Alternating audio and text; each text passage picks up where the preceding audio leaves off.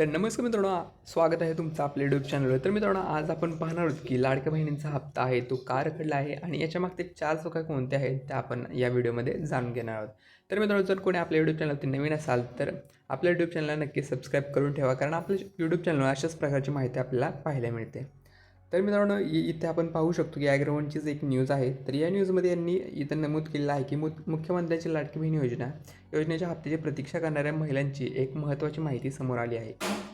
तर या योजनेअंतर्गत पात्र असलेल्या अनेक महिलांच्या खात्यात 26 जानेवारी 2026 ₹1500 हप्ता जमा झालेला नाही. परंतु हप्ता न जमा होण्यामागे तांत्रिक कारणे असल्यामुळे अनेक पात्र महिलांचे ₹1500 थांबले आहेत. त्याकरिता महिला लाभार्थ्यांना सरकारने KYC करण्यासाठी 31 मार्चपर्यंतची अंतिम संधी दिली आहे.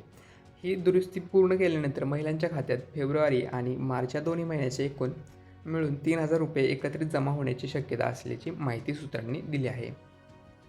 आणि याच्याच बरोबर आपल्याला अर्जातील त्रुटी दुरुस्त करण्याचे आवाहन देखील केलेले आहे. त्यामुळे ज्या महिलांच्या अर्जात त्रुटी आहेत त्यांनी KYCमध्ये सुधारणा करण्यासाठी या योजनेच्या अधिकृत संकेतस्थळाला भेट द्यावी.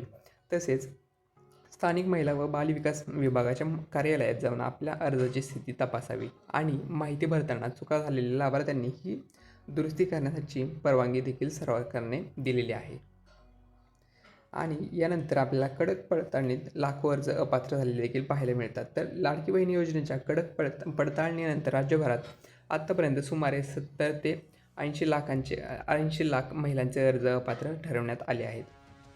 त्यामुळे अर्ज तांत्रिक चुकीमुळे बाद झाला आहे की माहिती अभावी याबाबत महिला लाभार्थ्यांमध्ये संभ्रम निर्माण झाला आहे. त्यामुळे आता KYC दुरुस्तीनंतर फक्त पात्र महिलांनाच या योजनेचा लाभ दिला जाणार आहे. तसेच ज्या महिलांचे अर्ज कायमस्वरूपी अपात्र ठरले आहेत त्यांना या योजनेतून वगळण्यात येणार आहे. योजनेतून वगळण्यात येण्याचे स्पष्ट करण्यात आले आहे. धन्यवाद.